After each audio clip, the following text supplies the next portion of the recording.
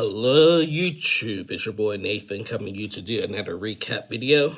Today we are talking 90 Day Fiancé, The Single Life, Season 4, Episode 1, Chantel gets her groove back. So yeah, first things first y'all, Happy New Year. Hope everyone had a great New Year. We are in 2024.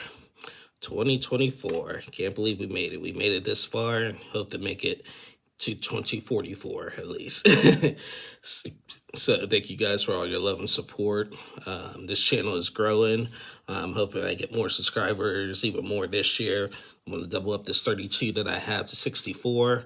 So just y'all keep watching, share, subscribe, and just come on in for a good recap. So anyway, we are on 90 Day to Single Life. This is when like the old 90 Day singles who are divorced from their original season from 90 Day and are ready to hit the dating life again as single people. So our cast this year is Chantel, Natalie, Tyree, John, Patrick's brother, Tim, Veronica, and Miss Debbie. So in this episode, we're gonna start with Chantel. Now, we had just wrapped up the Family Chantel final chapter back in November. We're back in early December, I should say. Chantel and Pedro are officially done. So in this episode, Chantel and her girls arrive in Greece. They're going to Greece, and she's looking for literally a Greek god, basically. So her and her friends, doing that, oh, Chantel is single, she's fully divorced, now bring on the men and stuff. So they go to this club and she meets this 20-year-old guy who has a motorcycle and everything, and she was like, he's a little young, but hey, maybe there's a little cougar in me and stuff. And he takes her for a ride around the town and stuff, and she had this skimpy dress on and stuff and everything. Prior to that, they were in their taxi or whatever, and they were playing with cucumbers and, comparing cucumber sizes, if you know what I mean. Thought it was a little weird. Didn't need to see that or know that. But yeah, they go to the club. One of her friends was like, you have to get 5 numbers tonight, 5. And I'm just like, 5, who's going to get 5 numbers in a night? You must really get some game if you get 5 numbers in one night. Chantel was a little weirded out by that, but she said she'll try. So she meets this 20-year-old dude. He gives her a ride and everything. And then when she gets back, she had a big meltdown. And I guess it's because she's still it was just something really small, but she said that Pedro did something like that to her when they first met. And so she had a big meltdown saying, this is happening again. No, I can't do this. And starts crying. And luckily her friends were there to pick her up and stuff. But Chantel is really not over her divorce yet. So the smallest little things are going to trigger her. And I think that if she wants to really move on, she can't keep comparing everything she does to Pedro. Just saying. So yeah, that was Chantel. Next single I want to talk is Goofy Natalie. So Natalie, I was really inclined to do Natalie this season, but I'm just gonna do it. But Natalie, as you know, Natalie was with Mike, and they broke up a few years ago. Ever since they broke up, she's been with this guy named Josh. She's been with Josh for the last 2 seasons of The Single Life, while still married to Mike. Now, at the last Single Life tell-all, they had both Josh and Mike on stage together, and Natalie had to choose. And she's saying she wants to be with Mike. He still loves her and everything, sitting on his lap saying, Michael, I love you and everything, while Josh is just standing there looking like, okay. But Mike's saying that he don't want to be with Natalie and stuff. So Natalie goes back to Josh. Josh is stupid because clearly your girl, she's still married, and he's been saying the last couple seasons that Natalie still being married has been a factor. Well, she clearly chose Mike, even though Mike didn't want her. She clearly chose Mike over you at the last tell-all, but you're still going after her. whatever. So anyway, in this episode, Natalie, we meet her at the airport. She actually picks up her mom. Her mom finally makes it to America. It's been a while because, like, due to COVID and that war over Ukraine, her mom wasn't able to come, but her mom is finally in America. They arrived to Florida, where Natalie's been staying. And then Natalie takes her to LA so she can meet Josh and stuff. Well, they get to LA, unpack and everything. Josh texts them and says that he's not meeting them at the airport. And I was just like, oh, here we go already. Here we go already. But he said he'll meet with them tomorrow or whatever. So Natalie's upset about it, but, her and her mom get into a little argument about it. But then Natalie meets up with Josh. They meet up, they go roller skating, they go out to eat, whatever, they go on a date and whatever and stuff. And then Josh and Natalie like start having like a serious conversation. Josh is supposed to get Natalie a job and Natalie a place to live. But with Josh's job, he travels a lot. So he said that he's going to be headed out to Columbus, Ohio. He's going to be gone for 2 weeks. And Natalie was like, wait a minute, you originally said 1 week. And he was like, no, just 2 weeks.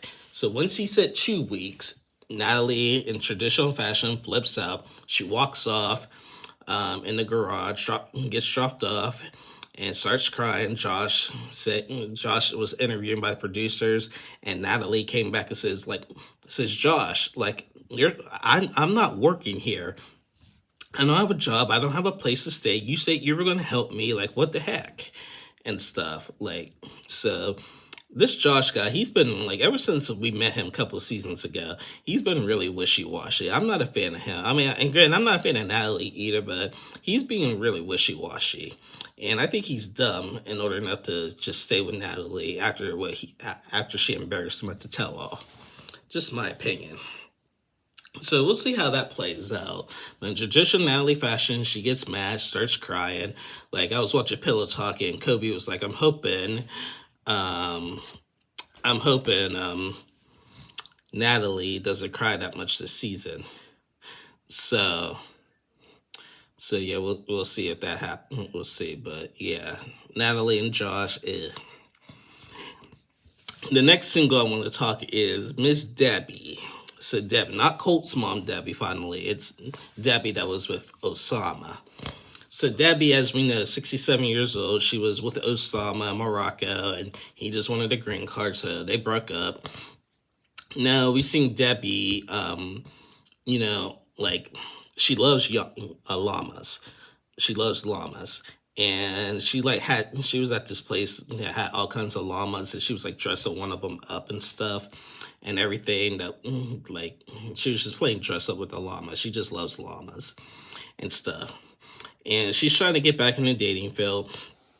She goes out to this painting class or just club or whatever, and she met this guy there and everything who liked her stuff and everything. But then the guy, she was starting to like him, but then the guy started wandering around with other girls and stuff, and she was just like, once you do that, that's a no in my book. So I mean, yeah. Now with Debbie, I saw in the previews is that she's gonna meet a guy later in the season, and she's gonna lie about her age. She's 67, 68, and she's gonna say that she's 10 years younger than somebody. So Debbie, you can't start off with a relationship with lies, just say. But I'm looking forward to hearing her, seeing her journey again, because I think Debbie was fabulous. I think Osama was way too young for her. She says that he felt like he was 67, even though he wasn't.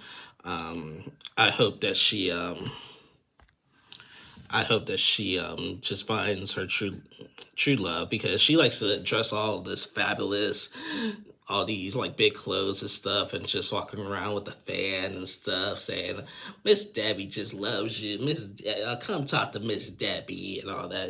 That's just the type of person she is, and I love it. I can't say that. I love it.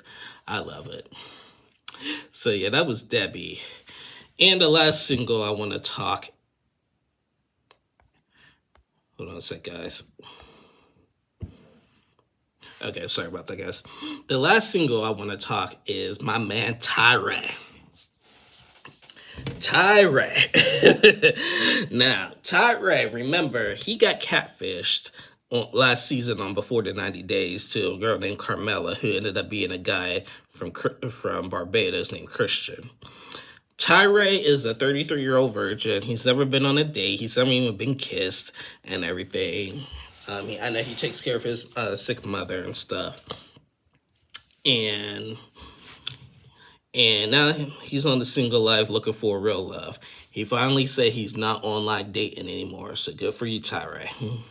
So we see him at the gym and stuff and trying to get himself together and stuff. The producers asked, like, what kind of girl do you want, Tyre? And you know what this dude had the nerve to say? Well, like, what's his type of girl, or what does she have to look like? Tyre freaking said that he wants a girl that looks or acts like Hillary Clinton. Hillary Clinton. Tyre wants a girl like Hillary Clinton. Don't ask me why. I'm just like, what? Hillary Clinton. I was dying. Hillary Clinton. And then they asked, like, how do you describe your first night of intimacy would be? He was like, starting in the bedroom, ended up in the kitchen and everything. And I'm just like, man, this boy really hasn't gotten out much. Just saying. But, you know, that's just Tyre. So he meets up with one of his friends, and apparently he has a crush on this one girl.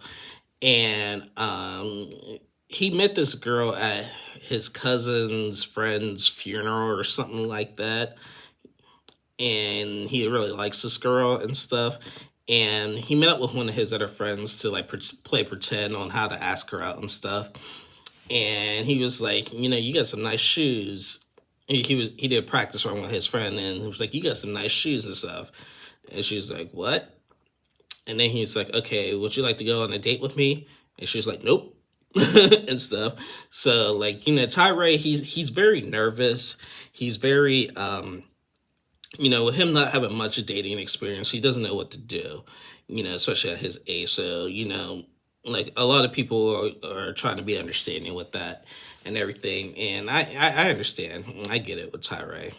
So he goes to this party and he meets the girl who he wants to ask out. He asks her out on a date, and she said yes.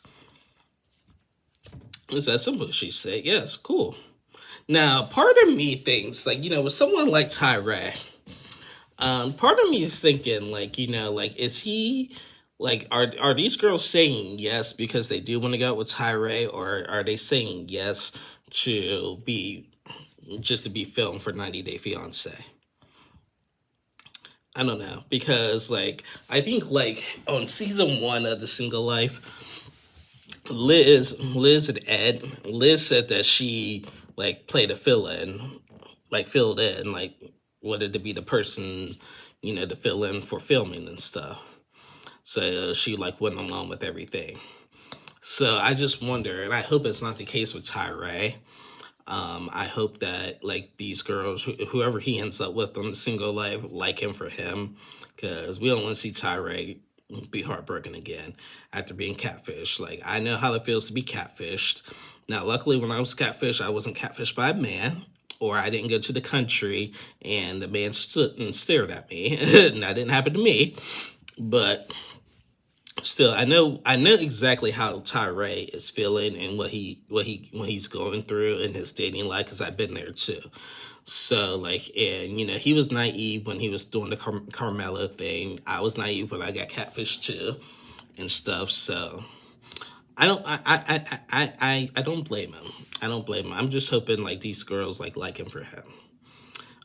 I'm just saying. So anyway, guys, that is the end of my review. That was it for The Single Life. We still got to meet Veronica, Tim, Jamal, and John in the next week's episodes, and the episodes coming up. Thank you guys for watching. I'll be back on tomorrow to recap Catfish.